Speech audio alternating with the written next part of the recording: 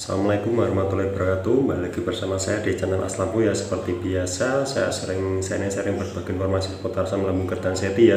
Buat teman-teman, semoga kalian itu lekas membaik, lekas diberi kesembuhan ya. Total 100% seperti semula. Amin ya rabbal alamin. Kita di sini semuanya saling mendoakan, saling berbagi informasi juga ya. Jadi buat kalian yang belum subscribe channel Aslampu ini, silahkan subscribe di bawah ini. Ada tulisan subscribe warna merah, tolong dipencet saja subscribe warna merah ya, agar saya itu tetap semangat terus membuat video motivasi atau berbagi informasi atau sharing-sharing seputar asam lambung lah. Jadi kalian subscribe, semakin banyak subscribe semakin banyak teman ya, semakin banyak teman-teman Aslam semakin banyak ya, semakin bisa sharing, semakin kita saling menyemangati, saling mendoakan ya. Ya semoga saja semua lekas mereda, lekas membaik ya. Jadi di video kali ini saya mau membahas sesuatu ya, seperti biasa berbagi ya, bercerita-cerita seperti biasa. Nah di video kali ini saya mau bercerita tentang perlukah kita pantang makanan terus ya?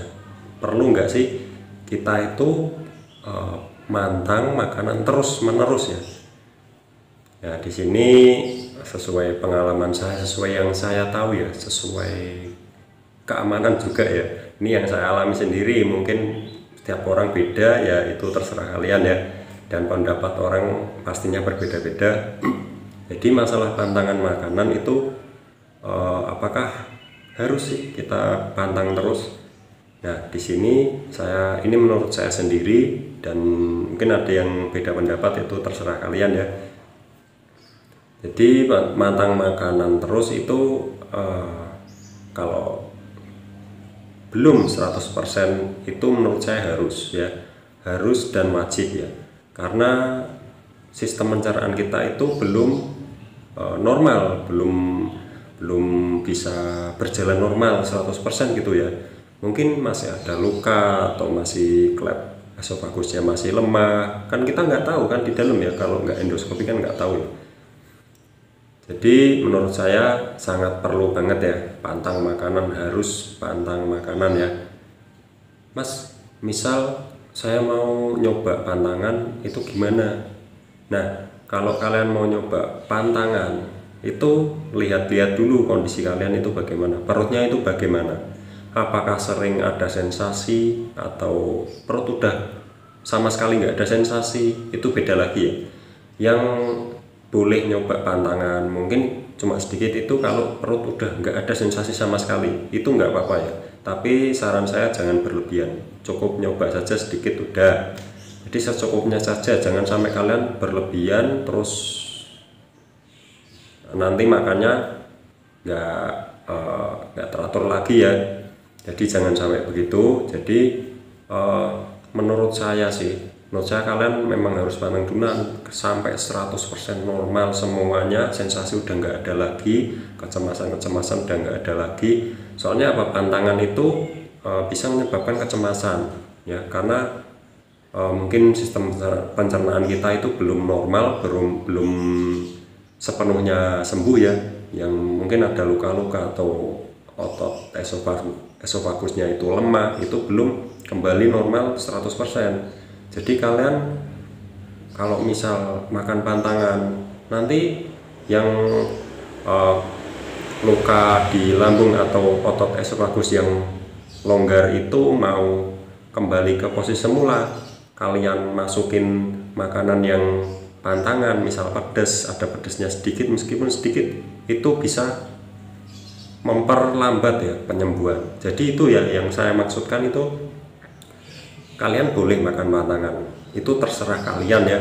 Jadi di sini saya mau ya memberitahu kalian lah, lebih baik kita itu cari aman saja biar kita itu cepat membaik, cepat sehat ya. Loh mas, tapi gini mas, tapi saya itu kok misal ya, tapi saya itu tambah kurus badannya. Tambah kurus itu menurut saya kalian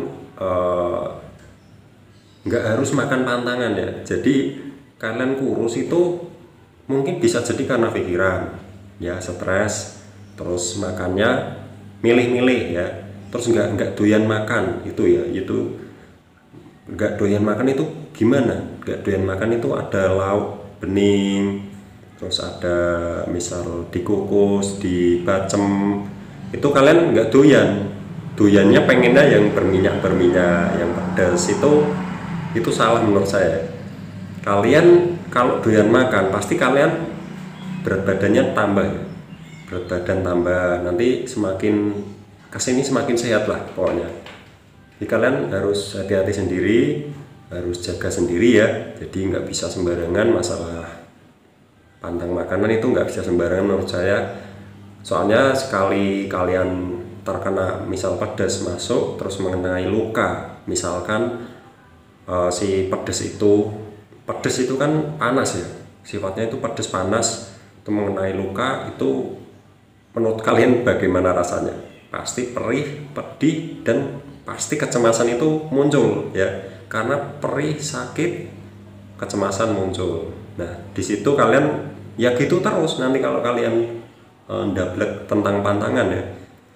Kalau menurut saya kalian meskipun hampir 100% itu harus dipantang dulu ya. Masalah badan kurus itu kalian harus serba doyan gitu loh.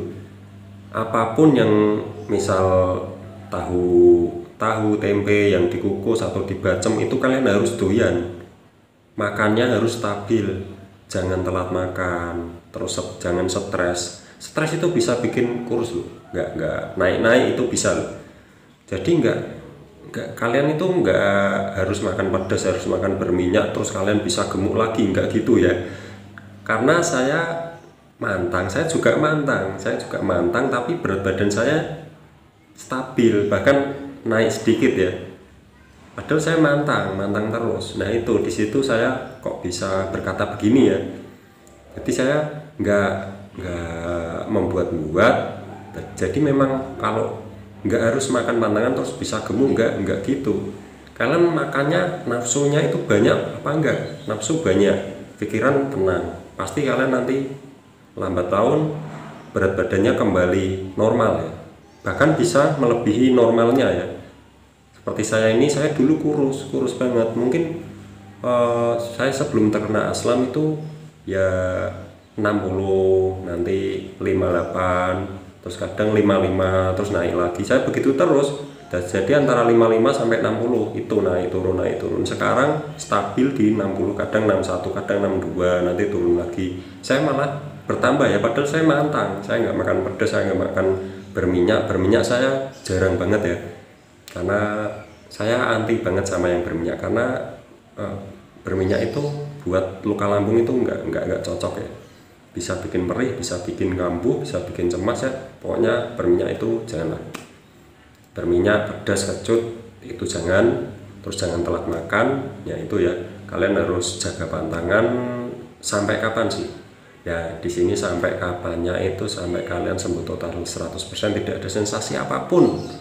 Itu kembali seperti dulu, seperti normal, udah fit, itu kalian boleh baru makan pantangan seperti biasa, tapi jangan berlebihan ya saran saya, karena bisa loh mas kok bisa begitu, kok kamu kok belum sembuh kok bisa berkata begitu. Nah itu di sini saya riset dari teman-teman yang sudah 100% sembuh ya. Jadi saya itu menginfokan, meskipun saya belum 100% sembuh, tapi saya menginfokan kepada teman-teman ya, cari aman saja. Lebih baik kalian cari aman saja, pokoknya cari aman lah intinya lah. Jangan sampai kalian udah mau sembuh terus kalian makan pedas terus kembali lagi mengulangi dari awal. Itu sangat menyedihkan ya pastinya ya. Udah mau sembuh terus makan pedas kambuh lagi. Nah di situ ya, jadi begitu saja. Itu sampai kapan kita mantang makanan ya sampai sembuh total, itu saja sih intinya. Cari aman saja ya. Mas tapi aku pengen ini ya, silahkan. Kalau pengen itu pengen, tapi dengan takaran ya. Misal berapa sendok udah, jangan misal pengen nasi goreng atau pengen sate itu jangan kebanyakan lah saran saya. Kalau sate itu jangan bumbunya, jangan bumbu kacang itu jangan, pakai kecap aja nggak apa-apa. Pokoknya intinya cari aman, udah itu aja. Dan kalian sabar, udah itu aja. Saya juga sabar, sama. Saya itu sebenarnya memotivasi diri saya sendiri ya, bercerita sendirilah, biar kita itu sama-sama tenang, sama-sama nggak cemas ya. Oke, jadi itu saja. Bagi teman-teman yang baru nonton video ini, jangan lupa subscribe di bawah, ada tulisan subscribe warna merah, tolong dipencet sampai berubah menjadi warna abu-abu ya. Kalau sudah berwarna abu-abu berarti kalian sudah subscribe. Silahkan subscribe, karena subscribe itu gratis, tidak dipungut biaya apapun sebesar pun ya. Jadi terima kasih, begitu saja. Semoga kita semua lekas diberi kesembuhan seperti semula, seperti sedia kala ya, seperti dulu, tanpa kekurangan apapun ya. Amin ya rabbal alamin. Jadi begitu saja. Wassalamualaikum warahmatullahi wabarakatuh.